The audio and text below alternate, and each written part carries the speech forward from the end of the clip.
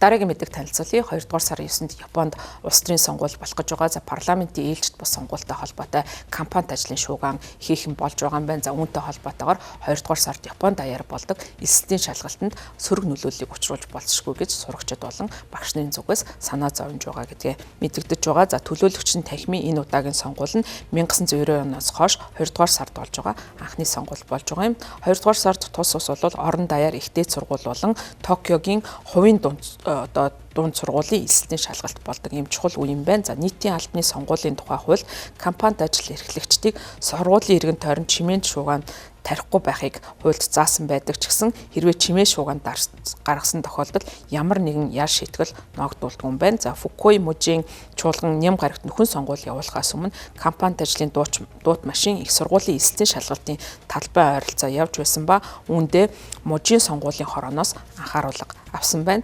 Токиод сургалтын үйл ажиллагаа эрхлэгч Хироши Ватанабе сонгуулийн кампанит ажлын чимээ шуугаан сурагчид нь сөргөөр нөлөөж уулзахгүй байгаа сэтгэл зовж байгаа гэдгийг илэрхийлээд сурагчид олон жил энэ шалгалтанд бэлдсэн байхад яагаад нөхөн сонгуулийг одоо явуулж байгаад гайхаж байгаа гэдгээ илэрхийлсэн байна. Эсэлтийн шалгалтанд бэлдүүлэх сургалтын төвд сурдаг ахлах сургуулийн 12 дугаар ангийн сурагч өөрийнх нь сонгосон их сургуулийн шалгалт сонгуулийн өдөр болж байгаа гэдгийг хэлсэн. За бид тэднийг ядаж шалгалтын үеэр чимээ шуугаангүй байгаасаа гэж хүсэж байна гэдгийг хэлсэн байна. За харин бага сургуулийн 6 дугаар ангийн 12 настай сурагч харандаа унах чимээ ч гэсэн миний төвлөрсөн байдлыг алдагдуулж болзошгүй байгаа учраас сонгуулийн чимээ шуугаанд ихээхэн санаа зовж байгаа гэдгээ хэлсэн байна.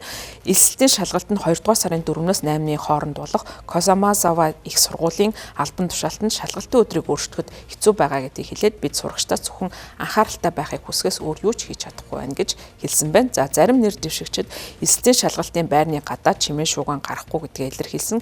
Японы инновацийн намын Токио хотын тойрогт нэр дэвшиж байгаа Таро Инаба эсэлтийн болон аттестат болох шалгалтын байрыг удирддаг компани ажилладаг хүн юм байна. За тэрээр хэлэхдээ бид гудамжинд яриа хийх дуут машиныг хэрхэн ажиллуулах тал дээр аль болох анхааралтай хандах болно гэж хэлсэн байна. За Нихон их сургуулийн боловсролын удирдлагын профессор Кайо Суметоми хэлэхдээ зарим нэр дэвшигчид компанит ажлын үеэр дуу чимээ багтай байхад анхаарах магадaltaй.